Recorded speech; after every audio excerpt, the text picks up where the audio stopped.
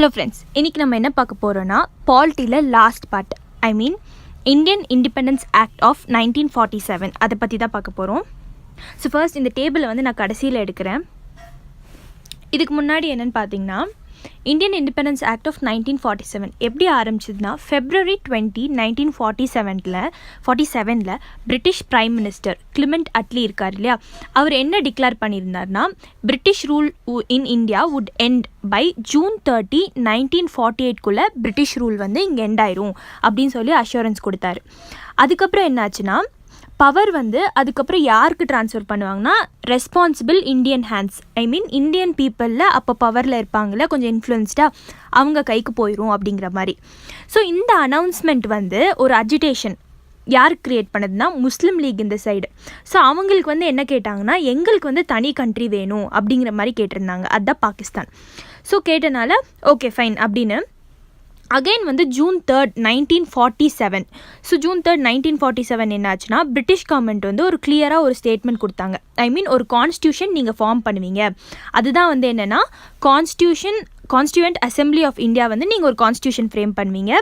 So அது வந்து அந்த அசம்பிளி இருக்காங்களே, அந்த மெம்பர்ஸ் கான்ஸ்டியூஷன் ஃப்ரேம் பண்ணுறதுக்காக இருப்பாங்களே கான்ஸ்டியூண்ட் அசம்பிளி, அவங்க வந்து 1946 வந்து ஃபார்ம் ஆனாங்க. ஐ மீன் ஃப்ரேம் பண்ணுறதுக்காக அவங்க எல்லாம் ஒரு குழுவாக ஃபார்ம் ஆனாங்க. cannot apply those parts of the country which are unwilling to accept it. இல்லை என்ன சொல்ல வராங்கன்னா, நீங்கள் கான்ஸ்டியூஷன் ஃப்ரேம் பண்ணுறீங்கள, அந்த கான்ஸ்டியூஷன் வந்து வில்லிங்காக இருக்கிறவங்க, ஐ மீன் இந்தியாவில் இருக்கிறேன்னு வில்லிங்காக இருக்கிற ஸ்டேட்ஸுக்கு மட்டும்தான் அந்த கான்ஸ்டியூஷன் வந்து அப்ளிகபிள், போகிறவங்களுக்கு வந்து அப்ளிகபிள் கிடையாது, பிரிஞ்சு போகிறவங்களுக்கு அப்ளிகபிள் கிடையாது அப்படின்னு. So on the same day என்னாச்சுன்னா, June 3 இதை சொன்னாங்களா, on the same day June 3, 1947 வந்து லார்ட் மவுண்ட் பேட்டன் இருந்தார். ஸோ அப்போ தான் அவர் வந்து வைஸ்ராய் ஆஃப் இந்தியா, நம்மளோட வைஸ்ராய். அவர் என்ன பண்ணார்னா, இந்த பார்ட்டிஷன் பிளான், இந்தியாவும் பாகிஸ்தானையும் பிரிக்கிற பார்ட்டிஷன் பிளான் வந்து போட்டார். ஸோ அதுதான் வந்து partition plan of Mountbatten plan அப்படின்னு சொல்லுவாங்க. இந்த பிளான் வந்து ரெண்டு பேருமே அக்செப்ட் பண்ணிட்டாங்க. யார்? காங்கிரஸ் அண்ட் முஸ்லீம் லீக் ரெண்டு பேருமே இந்த பிளானை வந்து அக்செப்ட் பண்ணிட்டாங்க. So June 3, 1947 Mountbatten plan. So இது வந்து immediate effect was given on the plan. அதுதான் வந்து இந்தியன் இண்டிபெண்டன்ஸ் ஆக்ட். ஸோ இந்த பிளானை இம்ப்ளிமெண்ட் பண்ணுறதுக்கு தான், இந்த மவுண்ட் பேட்டன் பிளானை இம்ப்ளிமெண்ட் பண்ணுறதுக்கு தான் இந்தியன் இண்டிபெண்டன்ஸ் ஆக்ட் ஆஃப் 1947 அப்படின்னு ஒன்று கொண்டு வந்தாங்க. அடுத்து இதோட ஃபீச்சர்ஸ் பார்க்கலாம். ஸோ ஃபர்ஸ்ட் ஃபீச்சர் பார்த்துட்டிங்கன்னா, பிரிட்டிஷ் ரூலை ஆப்வியஸாக என்ன பண்ணிடுவோம், கான்ஸ்டியூஷன் நம்ம வந்து அடாப்ட் பண்ணிட்டோம், நம்ம வந்து ஃப்ரீ இந்தியா ஆக போகிறோம். ஸோ அப்போ வந்து பிரிட்டிஷ் ரூல் வந்து எண்ட் ஆயிரும். ஸோ பிரிட்டிஷ் ரூல் வந்து எண்ட் ஆனதுக்கப்புறம் என்ன ஆகும்னா, இந்தியா வந்து ஒரு ஃப்ரீ ஸ்டேட்டாக டிக்ளேர் பண்ணிடுவாங்க. அதுதான் independent India and sovereign state. சாவரன்னா நம்மளுக்கு மட்டும் தான் கண்ட்ரோல் இருக்குது, ஒரு மொனார்கி கண்ட்ரோல் வந்து இருக்காது.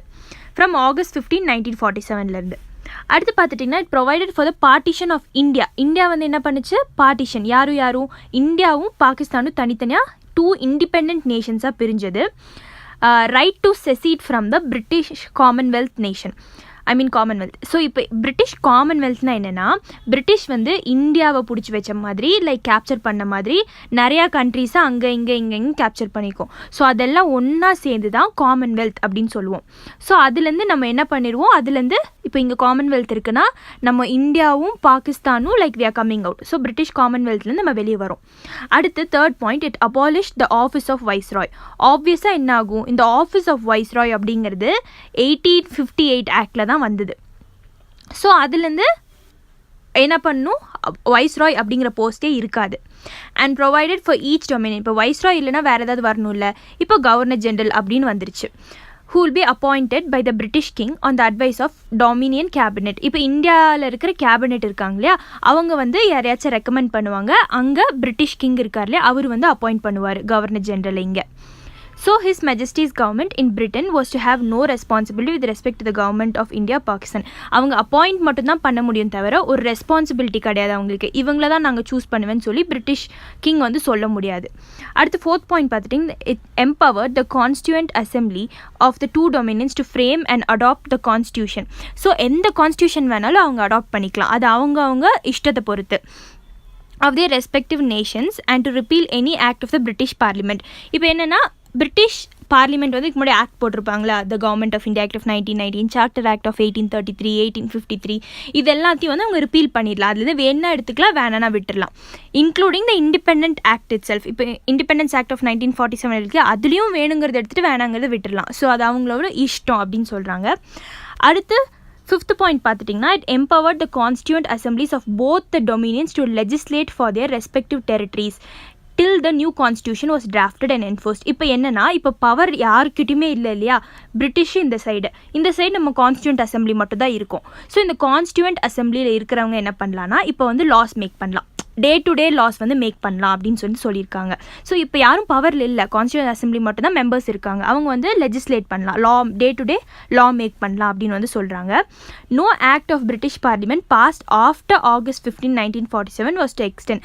ஒன்றும் இல்லை, இதில் என்னென்னா பிரிட்டிஷ் பார்லிமெண்ட் வந்து August 15, 1947 கழிச்சு என்ன ஆக்ட் பாஸ் பண்ணாலும் இட் ஓன்ட் பி அப்ளிகபிள் அப்படின்னு வந்து சொல்கிறாங்க. அடுத்து 6th பாயிண்ட் பார்த்துட்டிங்கன்னா it abolish the office of secretary of state for India and transfer the function to the secretary of state for Commonwealth affairs.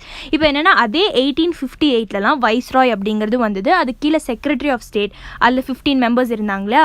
So அதில் வந்துட்டு அதையும் என்ன பண்ணிட்டாங்க, அபாலிஷ் பண்ணிட்டாங்க. ஸோ வைஸ்ராய் அவங்க வந்து அபாலிஷ் பண்ணாங்கன்னு பார்த்தோம். இங்கே இப்போ வந்து செக்ரட்டரி ஆஃப் ஸ்டேட்டையும் அபாலிஷ் பண்ணிட்டாங்க. இப்போ என்னென்னா அந்த பவரை இப்போ யாருக்காச்சும் ட்ரான்ஸ்ஃபர் பண்ணணும்ல, அது யாருக்கு ட்ரான்ஸ்ஃபர் பண்ணாங்கன்னா secretary of state for Commonwealth affairs. So Commonwealth அப்படின்னு நம்ம ஒன்று பார்த்தோம் இல்லையா, அதில் காமன்வெல்த் அஃபேர்ஸில் ஒரு செக்ரட்டரி ஆஃப் ஸ்டேட் இருப்பாங்க, அவங்களுக்கு எல்லா பவர்ஸையும் இந்த செக்ரட்டரி ஆஃப் ஸ்டேட்டோட பவர்ஸ் எல்லாத்தையும் ட்ரான்ஸ்ஃபர் பண்ணிட்டாங்க.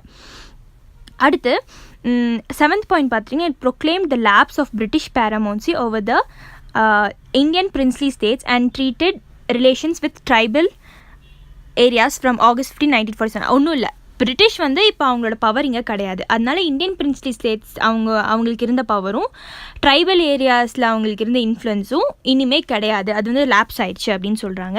அடுத்து 8th பாயிண்ட் வந்து பார்த்துட்டிங்கன்னா it granted freedom to the Indian princely states. இதில் தான் நம்மளுக்கு ப்ராப்ளமே வந்தது. இப்போ என்னென்னா இந்தியன் பிரின்ஸ்லி ஸ்டேட்ஸ்க்கு என்ன சொல்லிட்டாங்க, போகிறப்போ உன்னை பற்றி விட்டுட்டு போயிடலாம் அப்படின்னு சொல்லிட்டு இந்தியன் பிரின்ஸ்லி ஸ்டேட்ஸ் நீங்கள் வந்துட்டு வேணும்னா இங்கே ஜாயின் பண்ணிக்கோங்க இந்தியாவில், இல்லைனா நீங்கள் என்ன பண்ணிக்கோங்க பாகிஸ்தானில் போய் ஜாயின் பண்ணிக்கோங்க, இல்லைனா நீங்கள் தனியாகவே இருக்கணும்னு remain, if you want to remain independent நீங்கள் இருந்துக்கலாம் அப்படின்னு சொல்லிட்டு ஒரு பிட்டை போட்டு போயிட்டாங்க. ஸோ அது என்ன ஆயிடுச்சு, அது ஒரு பெரிய ஓகே நம்மளுக்கு இவங்க கொடுத்துட்டாங்க அப்படின்னு நிறைய பேர் வந்து தே didn't want to join with India நார் பாகிஸ்தான்.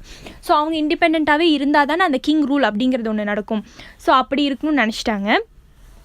ஸோ நம்ம வல்லபாய் பட்டேலும் கூட இருந்த கொஞ்சம் மெம்பர்ஸும் சேர்ந்து கிட்டத்தட்ட ஒரு 500 பிரின்ஸ்லி ஸ்டேட்ஸை வந்து போய் பேச்சுவார்த்தை நடத்தி இந்தியா கூட ஒன்றா சேர்த்தாங்க. ஸோ அது ஒரு பெரிய ஒரு ஹெக்டிக்கான டாஸ்காக இருந்தது. அடுத்து வந்து 9th பாயிண்ட் பார்த்துட்டிங்கன்னா it provided for the governance of each of the dominions and the provinces by the government of India act of 1935. இன்னொன்று என்னென்னா நம்ம 1935 ஆக்ட் இருக்குது இல்லையா, அதில் சில ப்ரொசீஜர்ஸ்லாம் இருக்குது இல்லையா, அது இப்போது நம்மள்கிட்ட எந்த லாவும் கிடையாது, கடைசியாக போட்டது அது மட்டும்தான். So time being constituent assembly form பண்ணி நம்ம கான்ஸ்டியூஷனை அடாப்ட் பண்ணுற வரைக்கும் அதில் இருக்கிறதெல்லாம் வந்து நம்ம வந்து ஃபாலோ பண்ணலாம் அப்படிங்கிற மாதிரி. The dominions have authorize to make modification இந்த ஆக்ட். இன்னொன்று என்னென்னா நம்ம டொமினியன்ஸ் இந்தியாவில் இருக்கிறவங்க அந்த மெயின் கான்ஸ்டியூண்ட் அசம்பிளியில் இருக்கிற பீப்புள் இருக்காங்களே, அவங்க வந்துட்டு அந்த ஆக்டில் வேணும்னா அவங்களுக்கு தகுந்த மாதிரி மாடிஃபிகேஷன்ஸ் பண்ணிக்கலாம் அப்படின்னு சொல்கிறாங்க. அடுத்து for the and then the Governor General would have full powers to assent any bill in the name of His Majesty.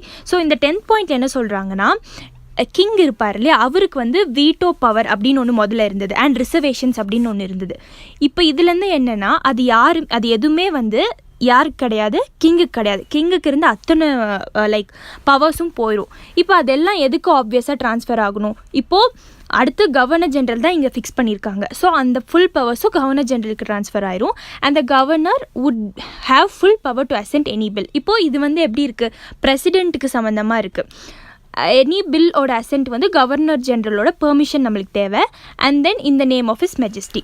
அடுத்து 11th பாயிண்ட் வந்து திருப்பி கவர்னர் ஜென்ரல் தான். It designated the Governor General of India and the provincial governors as constitutional heads of the states. இப்போ governor general of India வந்து சென்டருக்கு, provincial governors வந்து ஸ்டேட்ஸ்க்கு இருப்பாங்க. அவங்க ரெண்டு பேரையும் கான்ஸ்டியூஷனல் ஹெட்ஸாக போட்டாங்க, ஐ மீன் நாமினல் ஹெட்ஸ். இவங்க ரியல் பவர் கிடையாது. இப்போ பாருங்கள், பிரசிடென்ட் இருக்கார் இல்லையா, அவர் தானே இப்போ நாமினல் ஹெட். அதே மாதிரி தானே இவங்களும். பிரசிடென்ட் யார், சென்டரில் இருப்பார். ஸ்டேட்ஸில் யார் இருப்பாங்க, கவர்னர் இருப்பாங்க. இவங்க ரெண்டு பேரும் என்னது, நாமினல் ஹெட்ஸ், ரியல் ஹெட் கிடையாது. ஸோ ஒரிஜினலாக எல்லா இதுவும் அந்த பவர்ஸ்லாம் யார்கிட்ட இருக்குது, they were made to act on the advice of respective council of ministers. So council of ministers தான் எல்லா இதையும் எடுப்பாங்க. அது அவங்க வந்து என்ன பண்ணுவாங்க, அட்வைஸ் பண்ணுவாங்க. And then governor general of இந்தியாவும் ப்ரொவின்ஷியல் கவர்னர்ஸும் அதுக்கு வந்து அசென்ட் கொடுக்கணும், லைக் நாமினலாக இருந்து அதை வந்து லைக் வழி நடத்தணும் அப்படிங்கிற மாதிரி. 12th ஒன் பார்த்துட்டிங்கன்னா it adapted the title emperor of king. It's ஆப்வியஸாக என்ன ஆகும், கிங் ஆஃப் இங்கிலாந்துக்கு எம்பரர் ஆஃப் இந்தியா அப்படின்னு பேர் வந்திருக்கும். அது ஆப்வியஸாக இது போயிடுச்சு, அந்த டைட்டில் வந்து ட்ராப் ஆயிரும். அடுத்து 13 point it discontinued and the appointment of civil services. So civil services discontinue தான் பண்ணுச்சு. ஸோ டிஸ்கண்டினியூனா அவங்க அப்பாயின்மெண்ட் பண்ணாங்களா, அவங்க தானே அப்பாயிண்ட் பண்ணுவாங்க எக்ஸாம் நடத்தி, அந்த அப்பாயின்மெண்ட் வந்து டிஸ்கண்டினியூ பண்ணிடுச்சு. ஸோ ஞாபகப்படுத்தி பாருங்கள், 1833 அப்படிங்கிற சார்ட்டர் ஆக்டில் சிவில் சர்வீசஸ் அதுக்கான இதை வந்து அட்டெம்ப்ட் பண்ணாங்க, அதை கொண்டு வரணும்னு. அது ஆப்வியஸாக அதை பண்ணல. அடுத்து 1853 சார்ட்டர் ஆக்டில் தான் தே மேட் இந்த மாதிரி சிவில் சர்வீசஸ் வந்து இந்தியன் பீப்புளுக்கு கொஞ்சம் அதில் இடம் கொடுக்கணும் அப்படிங்கிற மாதிரி கொண்டு வந்தாங்க. So and reservation of post of the secretary of state for India. And then அந்த இதுவும் போயிடுச்சு. இப்போ secretary of state for India SOS பார்த்தோம்ல, அதில் வந்து அவங்க கொஞ்சம் ரிசர்வேஷன்ஸ் வச்சுருப்பாங்க. ரிசர்வேஷன்ஸ் தான் இவங்களே நம்ம உள்ளே நுழைக்கலாம் அப்படிங்கிற மாதிரி. ஸோ அதெல்லாம் போயிடும். ஸோ அந்த ரிசர்வேஷன்ஸ் அவங்களுக்கும் கிடையாது. இன்னொரு விஷயம் என்னென்னா, இதுக்கப்புறம் மெம்பர்ஸ் வந்தாங்கல்ல சிவில் சர்வீசஸ், அதுக்கு முன்னாடி August 15, 1947 முன்னாடி இந்த சிவில் சர்வீஸ் மெம்பர்ஸ் இருப்பாங்க இல்லையா, அவங்க எல்லாரும் தேல் ஸ்டே இன் பொசிஷன் தான், அவங்க தேல் என்ஜாய் ஆல் த பெனிஃபிட்ஸ். அதுக்கப்புறம் என்னென்னா, ஆப்வியஸாக 14-15 அப்போ August 1947 நம்மளுக்கு இண்டிபெண்டன்ஸ் கிடச்சிருச்சு. பிரிட்டிஷ் எல்லாரும் இங்கேருந்து கிளம்பி போயிட்டாங்க, இந்தியா பாகிஸ்தான் பிரிஞ்சுது.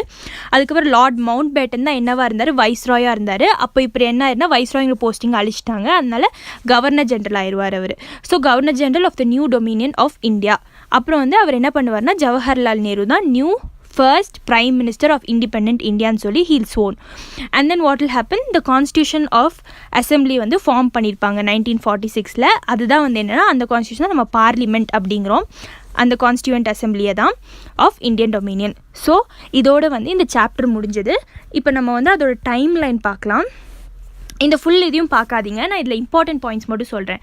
ஸோ ஃபர்ஸ்ட் இதில் வந்துட்டு 1773 ரெகுலேட்டிங் ஆக்ட் இருக்கு இல்லையா, அப்போ யார் இருந்தாலும் வாரன் ஹேஸ்டிங்ஸ் இருந்தார். அப்புறம் 1781 அமெண்டிங் ஆக்ட், வாரன் ஹேஸ்டிங்ஸ் இருந்தார். அமெண்டிங் ஆக்டில் நான் ஆல்ரெடி சொல்லியிருக்கேன், இந்த மாதிரி அதில் 1773 கொஞ்சம் நடந்த இதெல்லாம் வந்து டிஃபெக்ட்ஸ் எல்லாம் ரெக்டிஃபை பண்ணி மாடிஃபை பண்ணாங்க.